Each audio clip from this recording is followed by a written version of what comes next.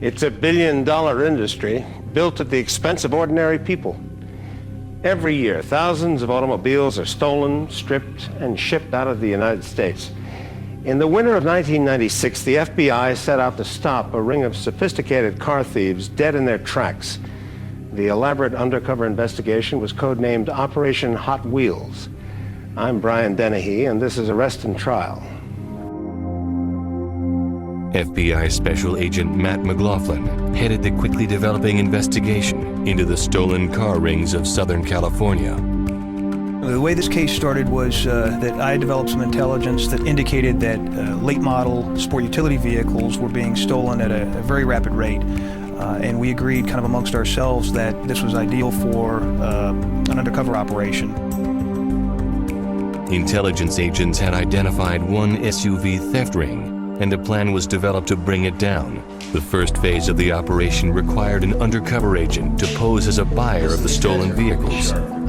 The character of Mr. Lee was born. I don't think it'll be a problem. As far as the character, he was just supposed to be a well-heeled businessman who was looking to expand his business in the auto theft industry and shipping vehicles to China. We decided to go with an Asian undercover because we had intelligence that the suspects were already dealing with the Chinese. We had access to a person who could go undercover for us who was Chinese appearing and did a good kind of pidgin English accent. While Mr. Lee perfected his fake accent, false personal identification documents were created to make the charade complete.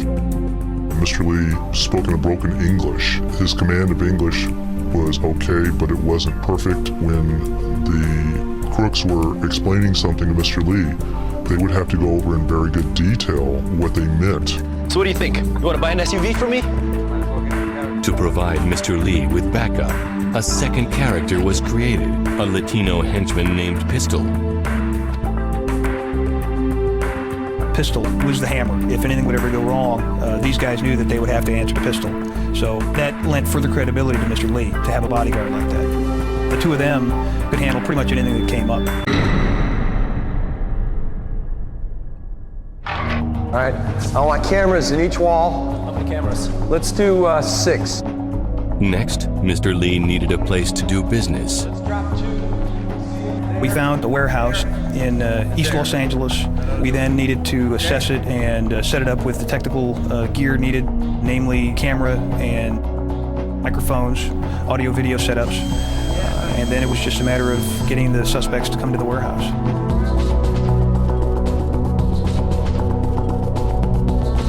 Operation Hot Wheels was now ready to roll. Undercover agents contacted suspected car thieves and let them know that Mr. Lee was looking to purchase high-end sports utility vehicles. Within days, a meeting was arranged at the FBI warehouse. To kind of gain a sense of trust from a crook, you have to be a crook. To be a crook, you have to think like a crook. You can't think like a federal agent or anything like that. Crooks are very suspicious, especially on the first meeting. After the initial contact is made and you establish some sort of relationship, then you have to start talking business. And the idea is to have them want to deal with you, to have them make the offers. Where is you like sports trucks, eh? Very much. I like very much. Mr. Lee did a marvelous job. He was able to establish rapport right off the bat. We were off and running after that. All right, we can do business. You have cars, I have money. Let's work something out. We don't need to Soon, the warehouse was inundated with SUVs. The first time they brought the car into us, we thought, good, we got our hooks in.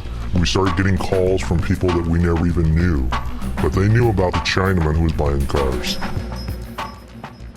Crooks by nature have one basic instinct. They're all very, very greedy.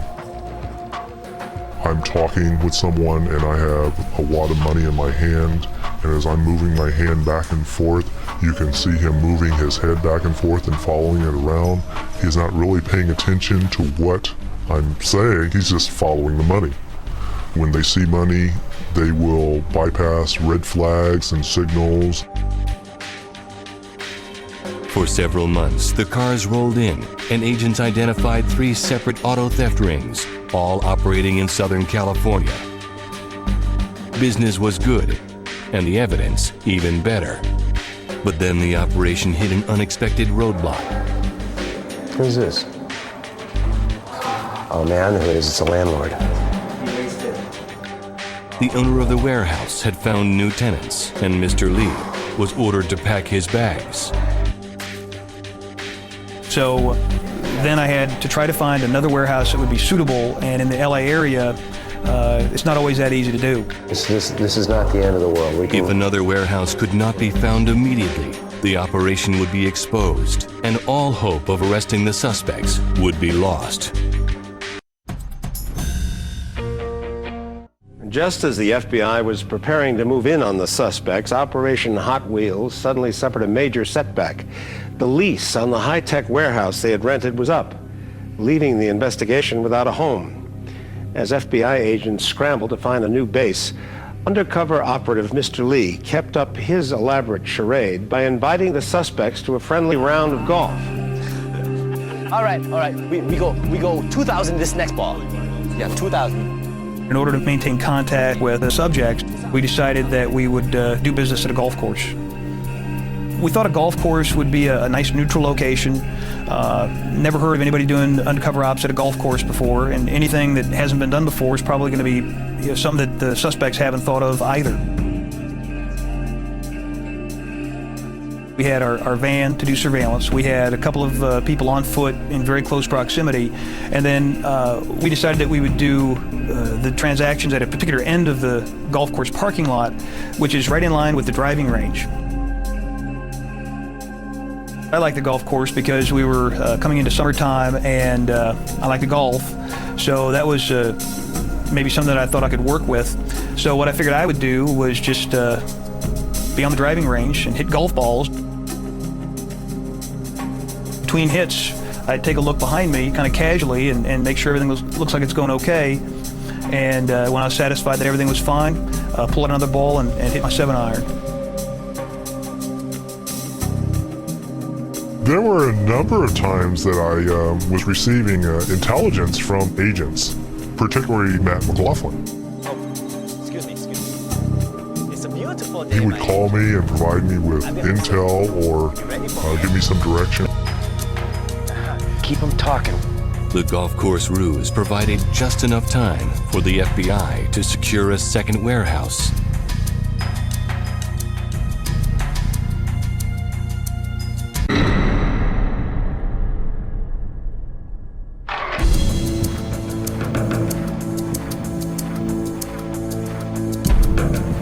Mr. Lee was back in business.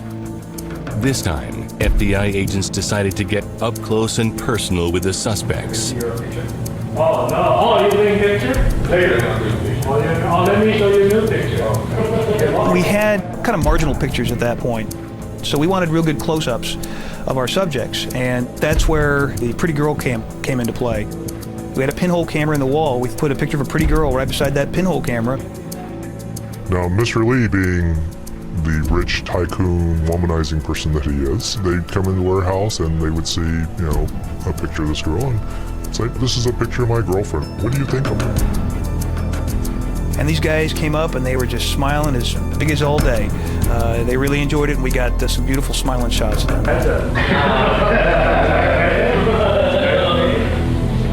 Mr. Lee got the thieves to demonstrate the tricks of their trade. Here. So how you fit? You know. Oh yeah, it's okay. It's down here. It's over there. I had him do it a couple of times, and he'd come out and I would rub his stomach, and I'm saying, "You must be all grease because you know what? You cannot get into this thing." Hey, sit down. Oh! You see, he's like one. The most crucial aspect of any Major League Auto theft ring is the ability to change vehicle identification numbers. Counterfeit VIN numbers can raise the value of a stolen car by thousands of dollars. Eventually, we were able to get Mr. Lee to get these guys to bring in their VIN switch crews to actually switch the VINs on camera. They'd come in, grind it off, stamp it with a fraudulent VIN number, and do it with such expertise that even with local law enforcement inspecting them just randomly, oftentimes they pass as legitimate vehicle numbers.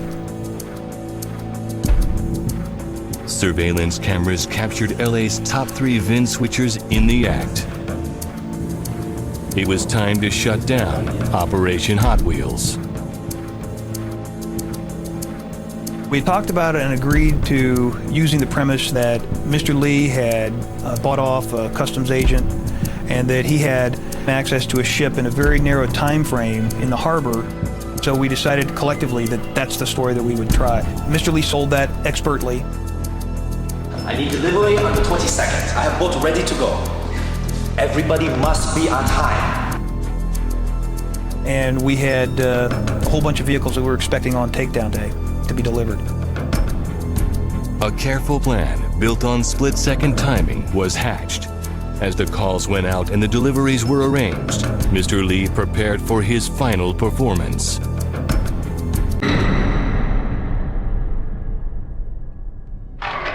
After several months, it was time to put the brakes on Operation Hot Wheels. FBI agents knew in order to apprehend all of the suspects, they would have to take them down in rapid succession before word of the arrests could leak out. 2 days before the takedown, FBI intelligence agents learned that one of the car thieves had put the entire operation in jeopardy. No. Go ahead. Stay away. Stay away. We gotta gut him like the cerdo he is. We'd been moving 11 months towards this takedown day. And then Marlon Figueroa starts calling our other primary subjects saying that Mr. Lee's a cop, which when you're coordinating the movements, they have some 200 people, put some extra stress into the situation. We played it off by the fact is that Marlon wants to scare off the competition, so he's the only one that can bring me cars, thereby cutting out the rest of you brokers. They were relying on my trust.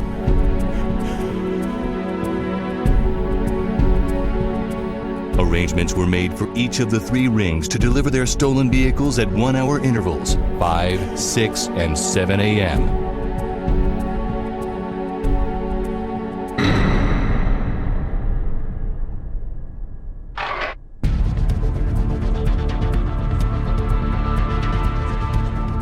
Part of the reason for the compression of the takedown schedule was that we didn't want the word to get out that the people that were showing up at 5 o'clock had been arrested to trickle out to the people that were going to be arrested at 6 and 7 o'clock. Sylvan Paz was the first on schedule. We had ground units who were going right and left all over. It's just it was kind of pandemonium. But we ended up catching every one of them. No incidents, no injuries, very clean takedown.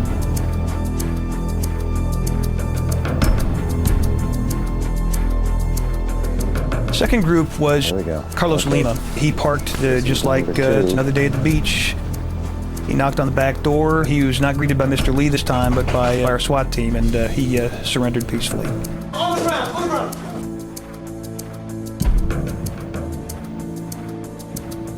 Third group was Don Polanco, and he came all the way into the office and was talking with Mr. Lee when our SWAT team busted through that door. I was watching him and he's stunned. He had 3 guys pointing MP5s at him. He just stood there and stared at him. And then it took a couple seconds for him to realize, oops, I'm in custody now.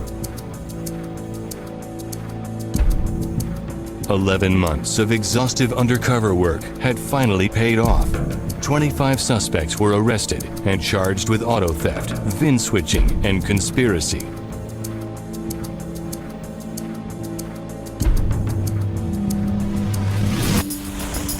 Assistant United States Attorney Luis Lee headed the prosecution. In this case, we had enough evidence.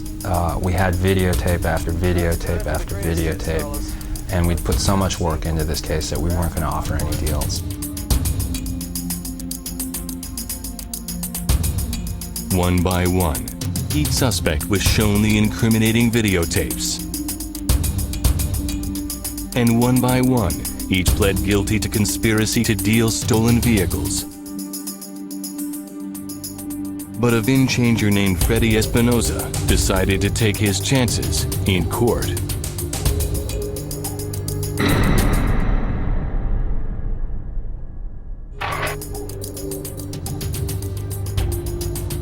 The defense put on Mr. Espinoza as their witness, and he testified that I believe he was a baker, and that, yeah, he knew how to do some metal work on the side. And so when Freddie was approached by this opportunity to work in a warehouse somewhere, he thought, hey, this is a great idea for me to make a little extra money here. He just got under there and did what he was told. Freddie claimed he didn't know what he was doing. At trial, what we did was we edited the tape down to a couple minutes of him grinding away and doing all his little work under there. Would the videotapes be enough to convince a jury that Freddie Espinoza knew what he was doing? Or had the baker whipped up a recipe for reasonable doubt? After careful deliberation, the jury had come to a decision. Mr. Espinoza was convicted of conspiracy and of switching vehicle identification numbers. He was sentenced to 30 months in federal custody.